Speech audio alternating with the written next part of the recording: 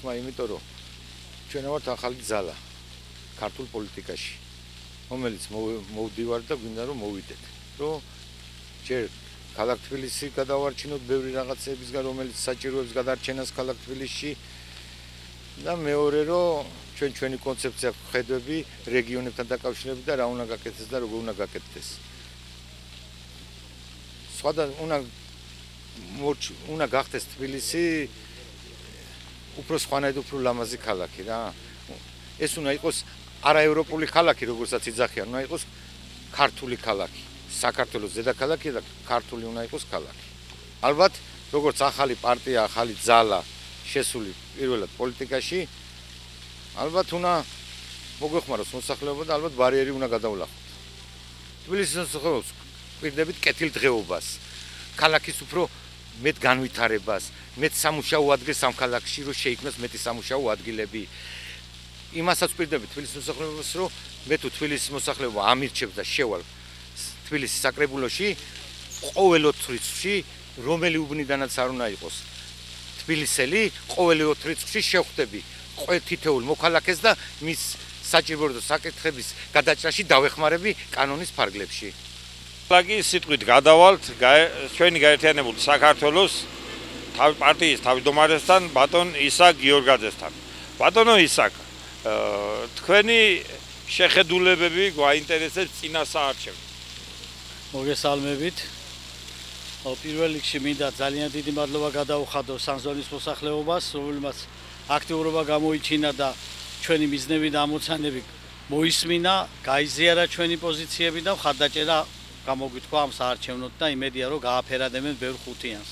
რაც შეეხება არჩევნებთან დაკავშირებით, რა თქმა უნდა, მოლოდინი დიდი გვაქვს, რადგან გუნდმა ძალიან ბევრი ვიშრომეთ, ჩვენა ვართ ახალი ძალა, რომელიც ვქნით ახალ შესაძლებლობებს, ახალი სიცოცხლე, ახალი სითბო, ახალი მზე და ყველა სიკეთე ის, რაც ქალაქს დღეს ესაჭიროება, პირველ რიგში გაერთიანება, პირველ რიგში ეს ყველა ის პრობლემები, რაც ქალაქში არის და არსებობს დღეს, კანონ პროექტების სახით უნდა შეიტანოს ჩვენმა ბარიერის გადალახვის შემთხვევაში ჩვენმა კანდიდატებმა, მეც თბილისის მუნიციპალიტეტში, მეც პირადად სიის პროპორციული სიის პირველი ნომერი ვარ და ჩემ გუნდთან ერთად ვპირდები ჩემ ამორჩეველს, რომ ღირსეულად დავიცავ მათ ინტერესებს, მათ უფლებებს საკრებულოში და შევეცდებით, რომ განსხვავებული აზრი იყოს შეტანილი საკრებულოში და პლუს მაგას თითოეული ჩვენი ამორჩეველის ინტერესი იქნეს გათვალისწინებული.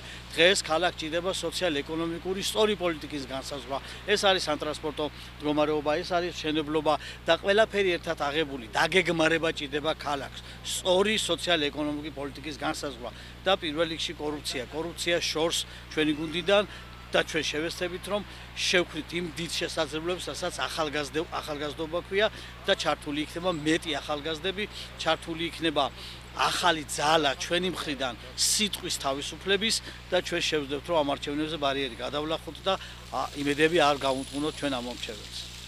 დამასწარით და მაინც დაგეკონკრეტებით, რა მოლოდინები გაქვთ არჩევნებიდან, რამდენ პროცენტს აიღებს თქვენი გათვლებით? გასაგებია, ჩვენა ვართ ახალი პარტია, მოლოდინები რა თქმა უნდა დიდი გვაქვს, მაგრამ თავარია ჩვენთვის, ჩვენ ვართ პარტიის შენებაში, იდეოლოგიაში გვინდა ბევრი ამორჩეველი შემოვიყვანოთ, ბევრი საქართველოს მოსახლეობა, ჩვენ არ მარტო თბილისში გვაქვს პროპორციული სია, გვაქვს რეგიონებშიც და რაიონებშიც, ამიტომ იმედი გვაქვს, რომ ბარიერის პარტია გადალახავს და ჩვენ სათქმელს ვიტყვით ხალხთან ერთად 4 ოქტომბერს და ამორჩეველი ჩვენ ხმას მოგცემს.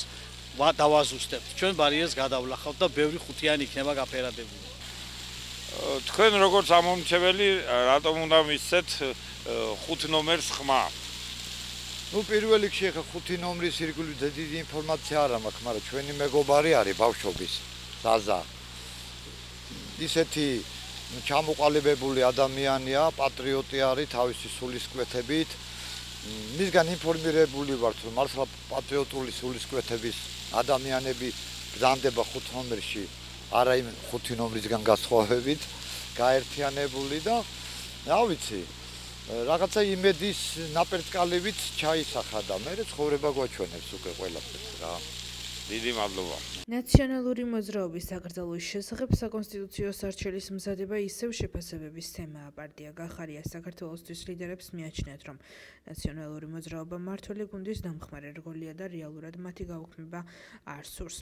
არც პარტიები აღარ იქნება, აღარც არასოთა ორგანიზაციები აღარ იქნება და საერთოდ დემოკრატიის ნიშანწყალი აღარ იქნება ამ ქვეყანაში და ნებისმიერი ბმა, რაც გვაკავშირებს დასავლეთსა და თავისუფალ სამყაროსთან, იქნება გაწყვეტილი. თუ ესენი დარჩნენ, უკვე გაცხადებული აქვს კურსი, მიღებული აქვს ძომები და კონკრეტულად რა თქმა უნდა, მარტო ნაციონალურ მოძრაობას კი არ აგზალავენ. კიდევ ერთხელ ვამბობ, ქართულ დემოკრატიას გზალავენ. ამიტომ ძალიან მარტივია, ქუჩაში უნდა დავიბრუნოთ თავისუფლება და ეს პარტიული ბრძოლა არ გახლავთ, უბრალოდ ნაციონალურ მოძრაობას სურო დატოვონ თუ არ დატოვონ, მაინც მნიშვნელობა არ ეხება, თუ ქვეყანაში დემოკრატია იქნება გაუქმებული და რაც შეეხება ამ დასკვნას, რა თქმა უნდა, თვითონ ეს პროცესი იყოს სრულებით პროპაგანდისტული და ეს დასკვნად ემსახურება იმას, რომ ეროვნული ძალები ქვეყანაში აღარ არსებობდეს. რუსეთი ამ ქვეყანაში დამყარდება მაშინ, როდესაც ყოღახიძე მაგ საწადელს მიაღწევს, აკრძალავს პარტიებს, აკრძალავს არასამთავრობო ორგანიზაციებს, დახურავს მედია საშუალებებს და საქართველოს ბელორუსიზაციის ცია დამთავრდება ამ ყველაფრით. ეგ არის მათი მიზანი, შესაბამისად საფრთხე აბსოლუტურად რეალურია, არავინ არ დაუშლის მათ, რომ საკონსტიტუციო სასამართლოს მიმართოს პოლიტიკური ოპონენტების აკრძალვით.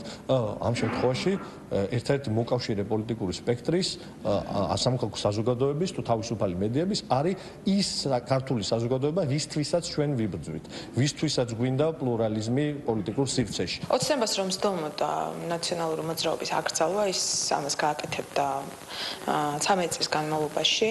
ან ამ წინას საარჩევნოდ შესაბამისად ჩვენ ხედავთ, რომ მუდმივად ნაციონალური მოძრაობა გვევლინება ოცნების მაშველო რგოლად და აძლიერებს ოცნების რეჟიმს საკუთარი განცხადებებით, საკუთარი რადიკალური გადაწყვეტილებებით და ძალადობის მოწოდებებით.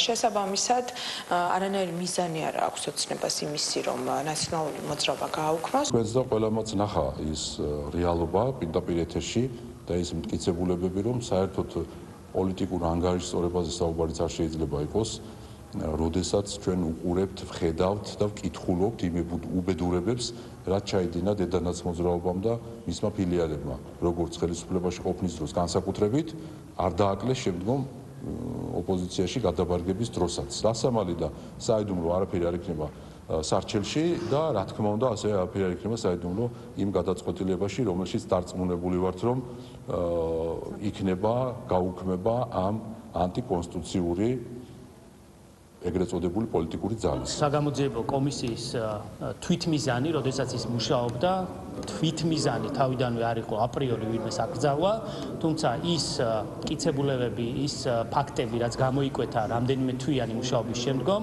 გახდა ჩვენი აზრით არის ძალიან მყარი საფუძველი იმისა, რომ დიახაც კონსტიტუციის გზით, საკონსტიტუციო სასამართლოს გზით მოხდეს ნაციონალური მოძრაობის და მათთან დაკავშირებული შვილობილი პარტიების თუ პირების აკრძალვა. ეს იყო ძალადობრივი რეჟიმი, რომელიც ყველა მიმართულებით საზოგადოებრივი ცხოვრების აბსოლუტურად ყველა მიმართულებით გუდავდა და აღჭობდა საზოგადოების განვითარებას. მოლდოვის საპარლამენტო არჩევნებში მოქმედი პრეზიდენტი მაია სანდუს პარტია ლიდერობს.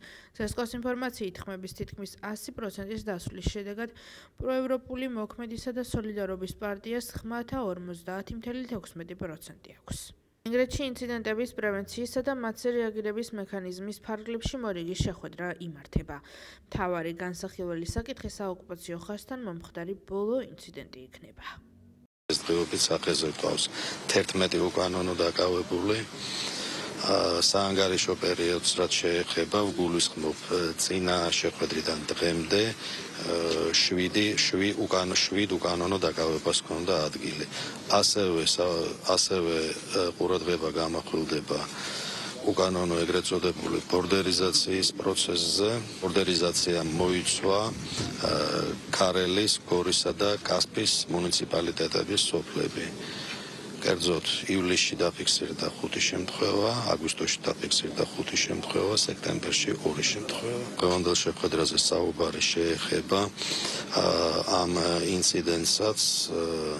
მთავარია, რომ არასრულწლოვნები სახლში იმყოფებიან, მოხდა კომუნიკაცია და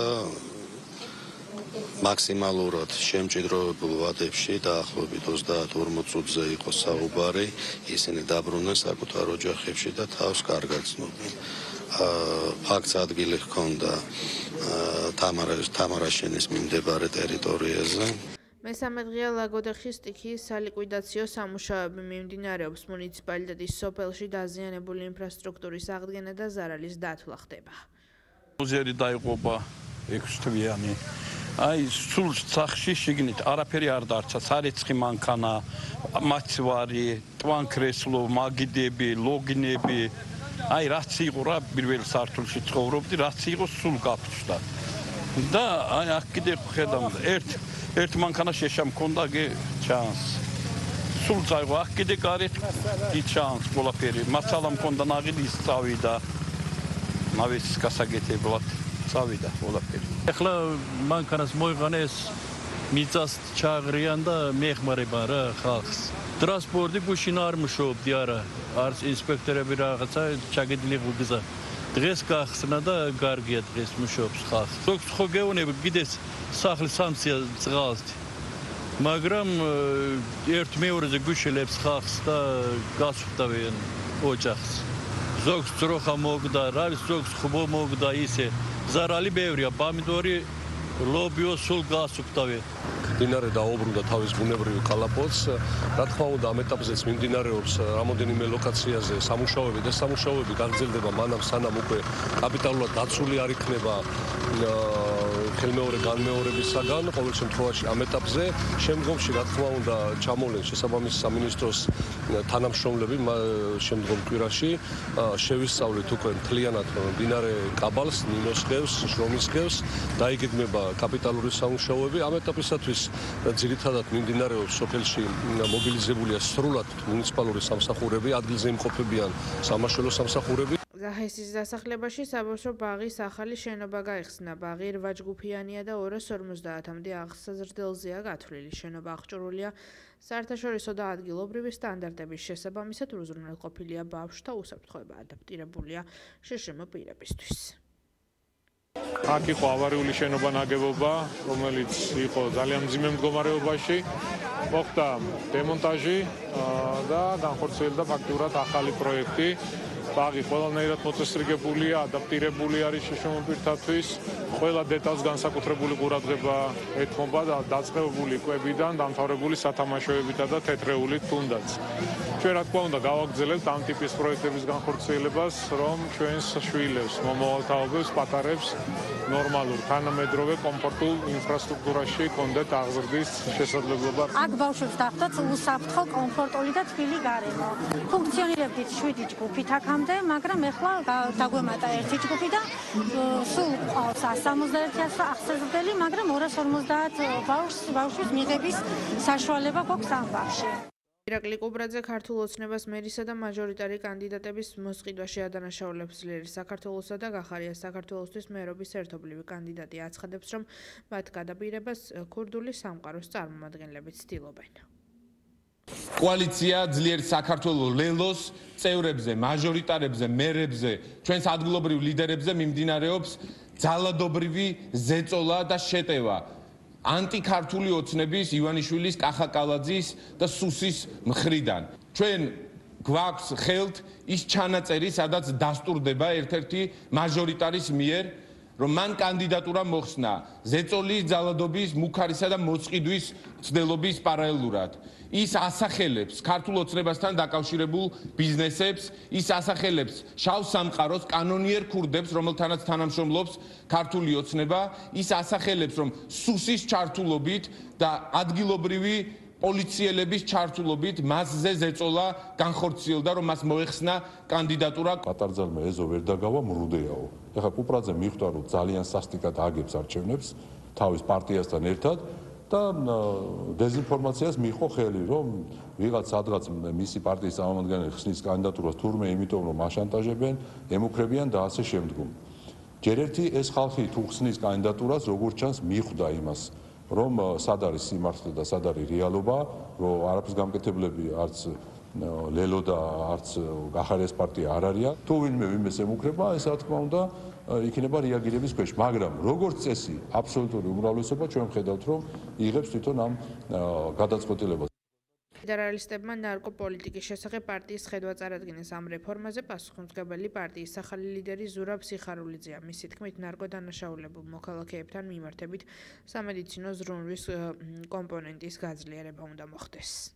ხედვა არის აბსოლუტურად განსხვავებული იმისგან, რაც დღეს და ზოგადად 30 წელი ამ ქვეყანაში ხდებოდა ნარკოპოლიტიკასთან დაკავშირებით და მგონია, რომ საინტერესო იქნება საზოგადოებისთვის ჩვენი ხედვა, როგორ ვხედავთ ამ პრობლემის გადაჭრის გზებს და რა არის მთავარი ის ამოცანები, რომელიც უნდა დასახოს ქვეყანამ. მთავარი მესიჯი ჩვენი ხედვის არის ზრუნვა დასჯის მაგივრად. ეს არის ჩვენი მთავარი პრინციპი. მე ძალიან მიხარია, რომ ისეთი დიდი ავტორიტეტი ამ დარგში, როგორც არის ზურაბ სიხარულიძე, ჩვენ გუნდს შემოუერთდა და ჩვენ გუნდში დაინახა თავისი შესაძლებლობების რეალიზაციის შესაძლებლობა და დღეს წარმოგიდგენთ იმ რეფორმას, რომელიც ჩვენ უკვე დავწერეთ მასთან ერთად და ჩვენ ახალ პოლიტიკურ ლიდერს ახალ რეფორმასთან ერთად წარმოვადგენთ, რომელიც 50000 ადამიანს, მათ ოჯახებს და ასევე მთელ საზოგადოებას ეხება, იმიტომ რომ ნარკომანია დისფუნქციურს ხდის მოქალაქეებს და მერე მათი დისფუნქციურობა უკვე მთელი საზოგადოების თავისწკივილი ხდება. ჩვენი პოლიტიკა იქნება ერთი მხრივ ორგანიზებული დანაშაულის ამოძირკვისკენ მიმართული, რაც ვაჭრობას ხელს უწყობს ბუნებრივია და აი ეს უნდა ამოიძირკვოს წყაროები და მეორე მხრივ ზრუნვა ნაცვლად დასჯისა. სოფლის მეურნეობის მინისტრის მოადგილეები ბიზნეს სექტორის, მათ შორის ჰიპერმარკეტების ქსელებისა და სტუმარ-მასპინძლების სექტორის წარმომადგენლებს შეხვდნენ. საუბარი შეეხო ერთჯერადი გამოყენების პლასტიკის მომხმარებლის რეგულირების ისეთ მოდელის შემუშავებაზე, რაც ჯანმრთელობის გარემოს დაცვის საკითხებს და ეკონომიკურ ინტერესებს დააბალანსებს.